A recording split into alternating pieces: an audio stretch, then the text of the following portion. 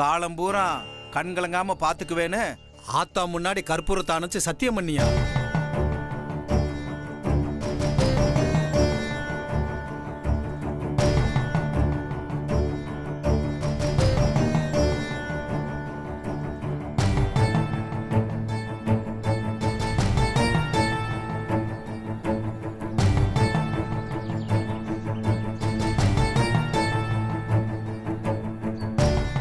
மத்ததெல்லாம் ஆத்தா பாத்துக்குவா.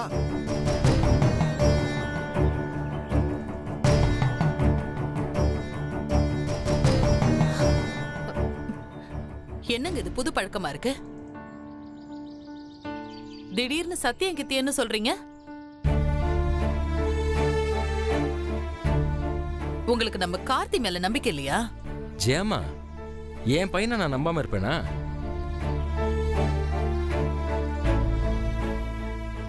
என் தங்கச்சி தான் தன்னோட பொண்ணு கழுத்துல தாலி ஏறுமோங்கிற பயத்துல இருக்கா.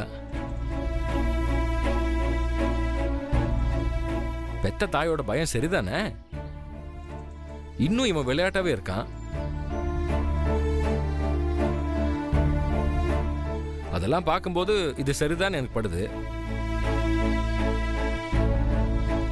அது மட்டும் இல்லாம காலங்காலமா இது நம்ம குல வழக்கம் தானே. அதுல என்ன உனக்கு பயம்? அது இல்லங்க, நம்ம பையன் தான் ஐஸ்வர்யாவை கல்யாணம் பண்ணிக்கிறேன்னு சொல்லிட்டானே, அதுக்கப்புறமா அவனை போட்டு நீ கொஞ்சம் சும்மா இருக்கியா? மருமகே என் பொண்ணை கல்யாணம் பண்ணிக்கிறேன்னு சொல்லியிருக்காரு. ஆனா நடக்கிறதெல்லாம் பார்க்கும்போது எனக்கு கொஞ்சம் சந்தேகமா தான் இருக்கு. நான் தான் எங்க அண்ணன் சொல்லி குலதெய்வ கோயில ஒரு சத்தியத்தை பண்ணி கொடுக்க சொன்னேன். இப்ப இதுல என்ன வந்துச்சு?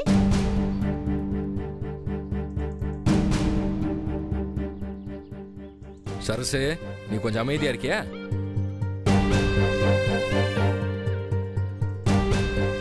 ஜெயம்மா, அதான் கார்த்தி ஐஸ்வர்யாவை கல்யாணம் பண்றான்னு சொல்லிட்டான்ல, உண்மைதானே?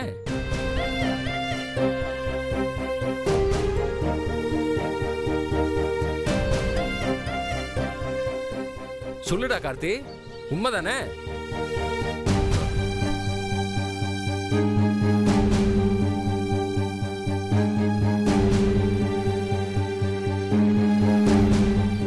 சொல்லுடா.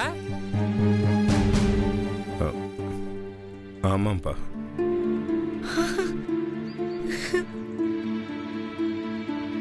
அப்புறம் என்ன யோசனை? சத்தியம் பண்ணு.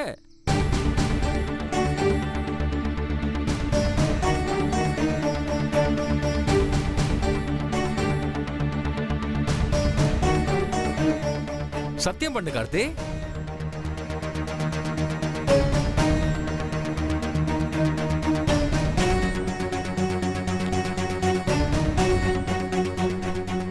மாமா தான் அவ்வளவு சொல்றாருல்ல, சத்தியம் பண்ணுங்களேன்.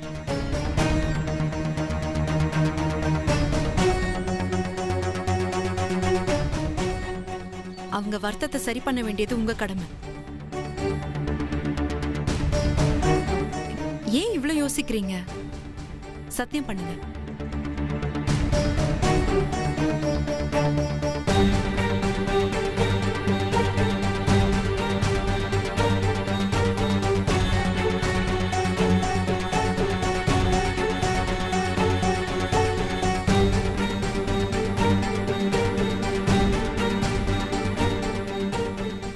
தம்பி, கற்பூரத்தை அணைச்சு சத்தியம் பண்ணியா?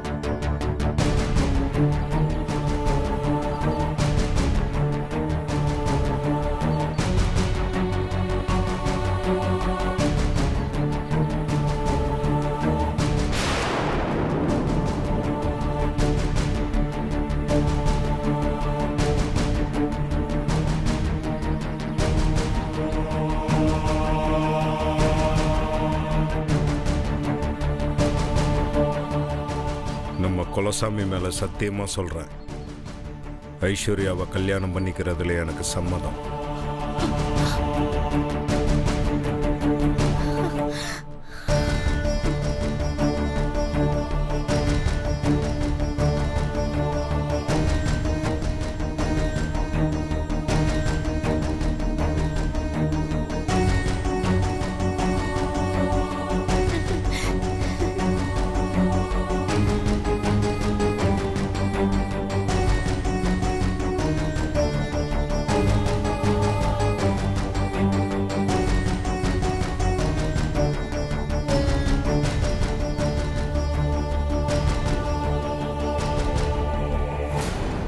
சரி சார், கோவில் சம்பந்தமா எல்லா விஷயம் நான் பாத்துக்கிறேன்.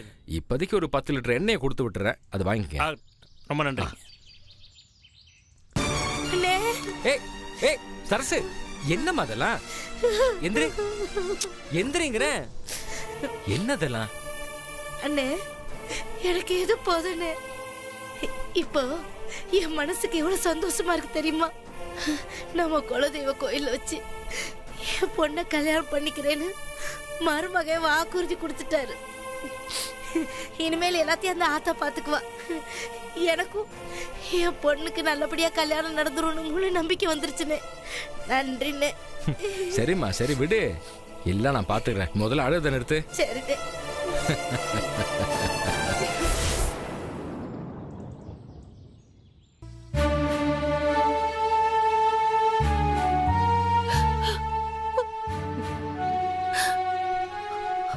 அம்மா,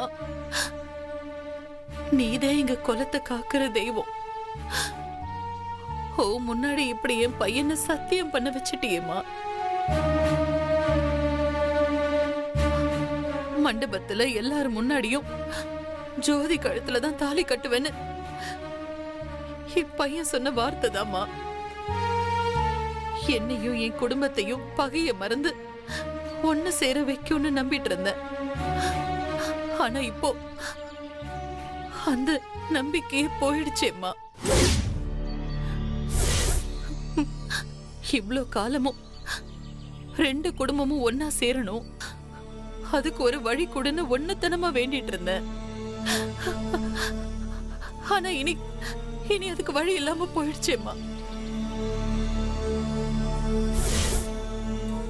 என் பையன் முன்னாடி சத்தியம் பண்ணிட்டானேம்மா.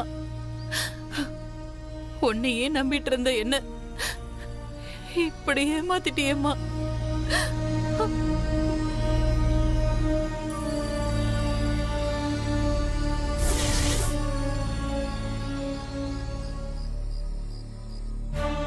என் கல்யாணத்துல பிரிஞ்ச என் குடும்பம் என் பையன் கல்யாணத்திலேயாவது ஒண்ணு சேரும்னு நினைச்சேன். அதுக்கு வழியே இல்லாம பண்ணிட்டேன். ஜோதிதான் என் மருமகளா வரணும்னு ஆசைப்பட்டேன். கடைசி வரைக்கும் அது நடக்கவே போறதில்ல. இதுக்கு மேலே என் குடும்பத்தோட நான் ஒண்ணு சேருவேன்னு எனக்கு தோணல. என் மகனுக்கு ஜோதிதான் மருமகளா வரணும். அவளை தவிர யாரும் எனக்கு மருமகளா வரக்கூடாது. அதுக்காக என் உயிரையே கூட நான் தர தயாரா இருக்கேன்.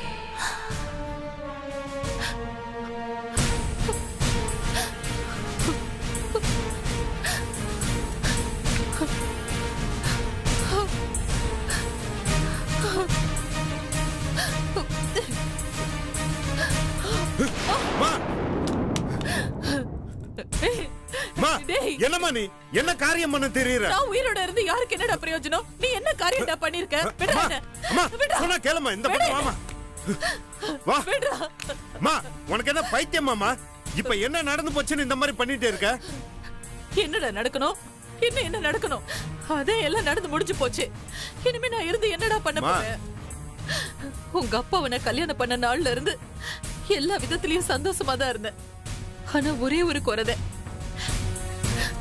என்ன பார்த்து சந்தோஷப்பட என் குடும்பம் என் கூட இல்லைங்கிறதுதான். நீ சோபனா ஆண்டாள் எல்லாம் பிறந்தப்போ, உங்களுக்கெல்லாம் காது குத்துனப்போ, உன் தங்கச்சிங்கெல்லாம் பெரிய மனுஷியானப்போ, ஒவ்வொரு விசேஷத்திலயும் நான் இந்த வீட்டுல தனியா தாண்டா நின்னுகிட்டு இருக்கேன். எனக்குன்னு என் குடும்பத்துல இருந்து யாருமே வரல. இது எல்லாமே உன் கல்யாணத்துல ஒண்ணு சேர்ந்துருன்னு நான் ஆசையா இருந்தேன். எப்படியாவது ஜோதி உனக்கு கல்யாணம் பண்ணி வச்சு திரும்பவும் இந்த 2 குடும்பமும் ஒண்ணு சேர்ந்துருன்னு துடியா துடிச்சு. ஆனா எல்லாமே இப்ப சுக்குநூறா உடைஞ்சு போச்சு. இதுக்கு மேலேயும் அவங்க வருவாங்கன்னு எனக்கு நம்பிக்கை இல்ல. அவங்க இந்த வீட்டுக்கு வரணும்னா அது அது ஜோதி இந்த வீட்டுக்கு மருமகளா வந்தா மட்டும்தான் நடக்கும். அதுக்குதான் எப்படியாவது இந்த கல்யாணத்தை நிறுத்தணும்னு பார்த்தேன். அதுக்கு ஒரே வழி நான் சாகிறதுதான். மா, பைத்தியக்காரி மாதிரி பேசாத. நீ செத்துட்டனா எல்லாம் சரியா போயிருமா? வேற என்னடா பண்ண சொல்ற? நீ எப்படியாவது ஜோதியை கட்டிப்ப. உன் மூலமா என் குடும்பத்தோட நான் ஒண்ணு சேர்ந்துருவேன்னு நினைச்சா நீ ஐஸ்வர்யாவை கல்யாணம் பண்ணிக்குவேன்னு கொலசாமி முன்னாடிதான் சத்தியம் பண்ணிட்டியே. இனிமே நான் என்னடா பண்ண முடியும்? அதான் நான் செத்து என் ஆசையை எல்லாருக்கும் புரிய வைக்கணும்னு முடிவு பண்ணிட்டேன். மா, கிறுக்கி மாதிரி பேசாத. அப்படியே அரைஞ்சு போடுவேன் பாத்துக்க. ஏன் மேல உனக்கு நம்பிக்கை இல்ல? எப்படா நம்ப சொல்ற? அதே குலதெய்வ கோயில எல்லார் முன்னாடியும் சத்தியம் பண்ணிட்டியே. அதுக்கப்புறம் நான் என்னடா பண்ண முடியும்? இதுதான் உன் பிரச்சனையா?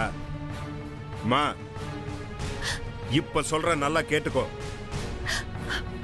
இந்த வீட்டுல உன் மருமகளா ஜோதி மட்டும்தான் வருவா.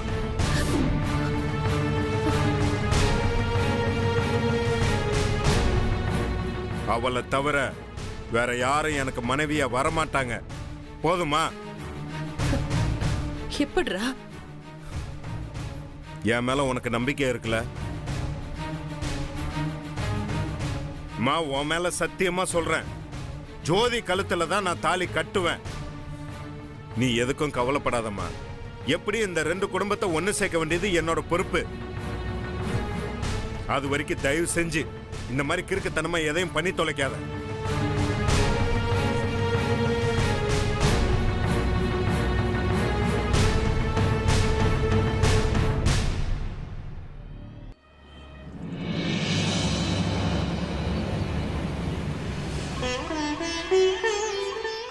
சொல்லுங்கம்மா, என்ன பார்க்கணும்? இது என் மகனோட ஜாதகம், இது என் அண்ணன் மகளோட ஜாதகம். இவங்க 2 பேருக்கும் கல்யாணம் பண்ணலான்னு இருக்கோம். இவங்க 2 பேரோட ஜாதகமும் பார்த்து எப்படி இருக்குன்னு சொல்லுங்க சாமி. 2ஆ கிடக்குற எங்க குடும்பம் இவங்க கல்யாணத்தினாலதான் ஒண்ணு சேர போகுது. இவங்க கல்யாணத்தை எப்படியாவது நடத்தி போடணும்னு தான் நான் போராடிக்கிட்டு இருக்கேன். இவங்க 2 பேரோட ஜாதகமும் எப்படி இருக்குன்னு பார்த்து சொல்லுங்க சாமி. பல நாளா ஒண்ணு சேரணும்னு போராடிக்கிட்டு இருக்கீங்களோ? ஆமா சாமி, 28 வருஷமா எப்ப நான் கல்யாணம் பண்ணிக்கிட்டு வந்தேனோ அப்பத்துல இருந்து என் குடும்பத்தோட ஒட்டும் இல்லாம உறவும் இல்லாம போயிடுச்சு. இவங்க கல்யாணம் தான் திரும்பவும் எங்களை ஒண்ணு சேர்க்க போகுது.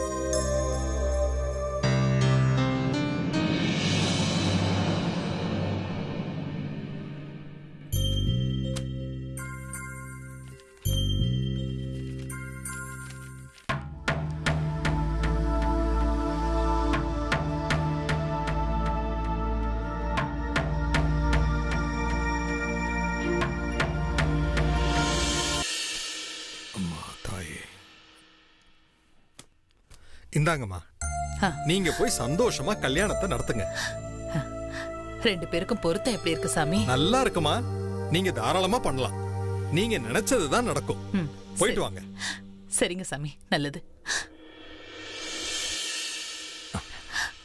அப்போ நான் போயிட்டு வரேன் சாமி. வாங்க. சரி. கிருஷ்ணவேணி, என்னங்க? இனிமே நான் ஜாதகமே பார்க்க போறதில்ல. வெளியில இருக்கிற போர்டை எடுத்துரு. இந்த ரூம்ல இருக்க புஸ்தகங்களை மேல வச்சிரு. ஏங்க என்னாச்சு? ஜாதகம் பார்த்து கணிச்சு சொல்றப்போ பொய் சொல்லவே கூடாது. அப்படி சொன்னா அடுத்த நிமிஷத்துல இருந்து ஜோசியம் பாக்குறத விட்டுறணும்னு ஐயா என்கிட்ட சத்தியம் வாங்கியிருக்காரு. ஆனா இன்னைக்கு நான் பொய் சொல்லிட்டேன். அதனால இனி ஜாதகமே பார்க்க கூடாது. ஏங்க வந்தவங்களுக்கு நல்ல விதமா தானே சொன்னீங்க. அவங்க மனசு கஷ்டப்படக்கூடாதுன்னு தான் நான் நல்ல விதமா சொன்னேன். அப்படி நான் உண்மையை சொல்லியிருந்தா அந்த அம்மா கிட்ட நிச்சயம் தாங்கிக்கிற சக்தி இல்ல. ஏங்க அப்படி என்னங்க அந்த ஜாதகத்துல இருக்கு? அவங்க இந்த கல்யாணத்தை நடத்தினா பெரிய இழப்பு ஏற்படும். அந்த இழப்பு உயிர் போற இழப்பா கூட இருக்கும். அச்சச்சோ, யாருங்க இறந்து போவாங்க? தெரியலம்மா, ஆனா ஒரு உயிரிழப்பு காத்துக்கிட்டு இருக்கு. ஏங்க நீங்க வேற ஏதாவது சொல்லி கல்யாணத்தை நிறுத்திருக்கலாமே. அது முடியாதுமா. இந்த ஜாதகக்காரனுக்கு இவதான்னு எழுதியிருக்கு. அதையும் மாத்த முடியாது. எதுக்காக அந்த கடவுள் இப்படி ஒரு முடிச்சு போட்டான்னு தெரியல. எல்லாம் அவனுக்கு தாமா வெளிச்சம். அப்பா அப்பா அப்பா அப்பா, எங்க போனார் இவரு? அப்பா அப்பா இப்ப நெட்வொர்க் கிடைக்கும். அப்பா என்னப்பா பண்றீங்க? வாமா, என்னன்னே தெரியல, நெட்வொர்க்கே கிடைக்கல. அதான் சிம் கார்டு கழட்டி சுத்தம் பண்ணி போட்டுட்டு தான் இப்ப நெட்வொர்க் கிடைக்குதுமா. ஆமா, இப்ப ரொம்ப முக்கியம் இதான்.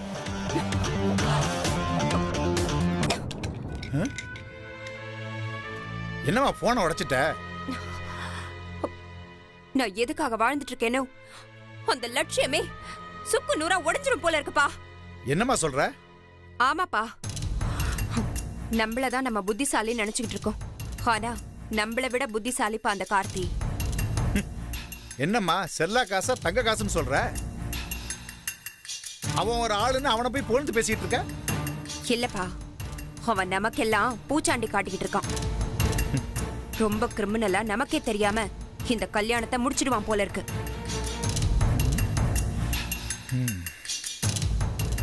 அவன் இன்னைக்கு முளைச்ச கிரிமினல்னா நான் 30 வருஷமா கிரிமினல்மா. நான் இருக்கிற வரைக்கும் அந்த ஜோதியை அவன் கட்டிக்கவும் முடியாது, அந்த 2 குடும்பத்தையும் அவனால சேர்க்கவும் முடியாது. நீங்க இதத்தான் சொல்றீங்க, பாட்டியும் அதைத்தான் நம்புறாங்க. ஏன் ஜோதி கூட இந்த கல்யாணம் நடக்கவே நடக்காதுன்னு நினைச்சுக்கிட்டு இருக்கு. ஆனா அந்த கார்த்தி, அவங்க அம்மா, என் மாமியாரு, இவங்க எல்லாரும் சேர்ந்து நமக்கே தெரியாம எப்பவோ வேற பிளான போட்டாங்கப்பா. என்னம்மா சொல்ற? அவன் ஐஸ்வர்யாவை கல்யாணம் பண்றதா குலதெய்வம் கோயில சத்தியம் பண்ணிருக்கான். நல்ல விஷயம் தானே? நல்ல விஷயமா? என் அத்தையும் அவங்க அம்மாவும் என்ன பேசிக்கிறாங்க தெரியுமா? அதே தேதியில அந்த கல்யாண மண்டபத்துல கார்த்தி தான் ஜோதி கழுத்துல தாலி கட்டுவான்னு பேசிக்கிறாங்க. என்னம்மா இப்படி சொல்ற? அட ஆமாப்பா, அந்த கார்த்தி பண்றது எல்லாமே வெறும் கண் துடைப்பு தான் நான் நினைக்கிறேன். அந்த பயப்புல நம்மள மாதிரியே கிரிமினலா யோசிக்கிறானா? பண்ணட்டும் பண்ணட்டும். எவ்வளவு தூரம் அவன் 2 குடும்பத்தை சேர்த்து வைக்க முயற்சி பண்றானோ அவ்வளவு தூரம் பண்ணட்டும். என்னப்பா இவ்ளோ சர்வ சாதாரணமா சொல்றீங்க? ஒருவேளை அவன் சொன்ன மாதிரியே எல்லாரையும் ஏமாத்தி கடைசி நேரத்துல ஜோதி கழுத்துல தாலியை கட்டிட்டானா? அவன் கல்யாணம் நடக்கிறப்ப ஜோதி அங்க இருந்தா தானம்மா இவன் அவ கழுத்துல தாலியை கட்ட முடியும். என்னப்பா சொல்றீங்க? நிச்சயமா ஜோதி அவன் கல்யாணத்துக்கு மண்டபத்துக்கு போக மாட்டான். கல்யாணத்தன்னைக்கு எங்க தேடினாலும் அவ கிடைக்கவும் மாட்டான். அந்த 2 குடும்பமும் நிச்சயமா சேராது. அந்த கார்த்தி ஜோதி கல்யாணமும் யாரும் நினைச்சாலும் நடக்காது.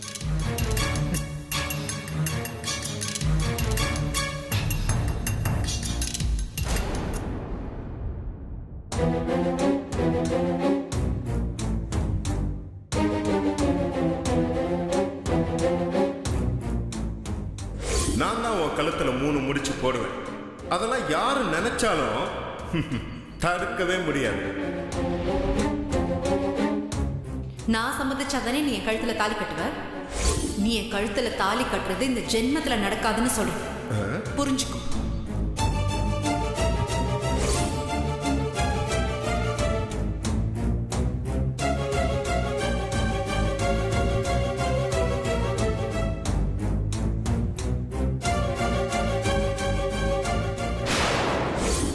மேல சத்தியமா சொல்றேன், ஜோதி கழுத்துல தான் நான் தாலி கட்டுவேன்.